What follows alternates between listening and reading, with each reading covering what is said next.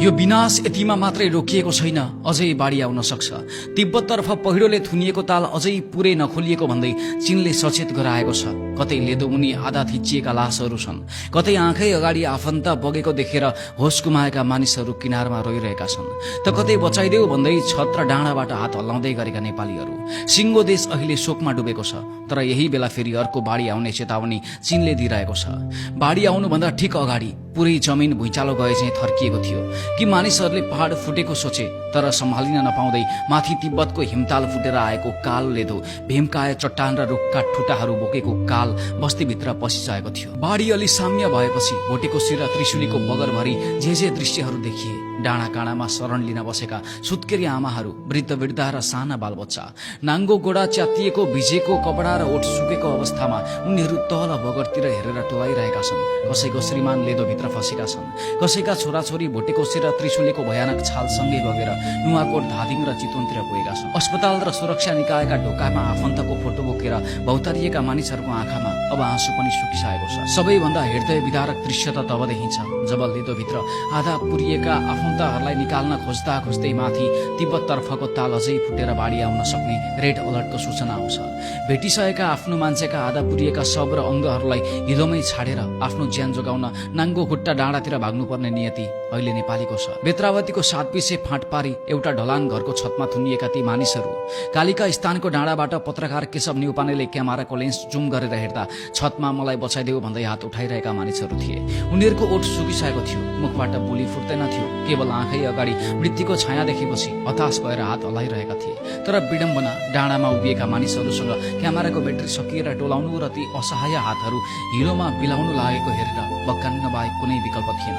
झन लाङटाङ जलविद्युत आयोजनाको 20 मेगावाट क्षमताको सुरुङभित्रको दृश्य। सुरुङभित्र काम गरिरहेका 25 भन्दा बढी मजदुरहरू एकाएक भित्रै थुनिए। बाढीको लेदोले सुरुङको मुख्य ढोका टालिदियो, भित्रको बिजुली काटियो र मोबाइलको नेटवर्क ठप्प भयो। 100 मिटर माथिको त्यो भयानक अँध्यारो र चिसो सुरुङभित्र अक्सिजन घट्दै जाँदा ती मजदुरहरूले कसरी साहसमा जीवन खोज्दै एक सेकेन्ड मृत्युसँग सङ्घर्ष गरिरहेका होलान्। काठमाडौँमा आयोजनाका सञ्चालकहरू उद्धारका लागि हेलिकप्टर पाउन भौतारी रहे, तर अँध्यारो गुफाभित्र फसेका ती 25 मजदुरहरूसँग पुग्ने बाटो खुलेको छैन।